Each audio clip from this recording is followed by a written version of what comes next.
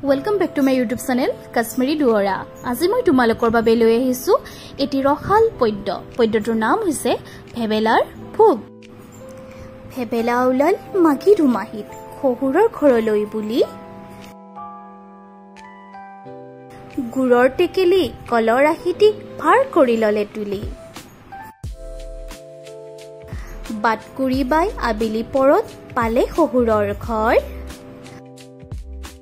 Luther পানীৰে হাত ভৰি ধুই পানী খালে কলহৰ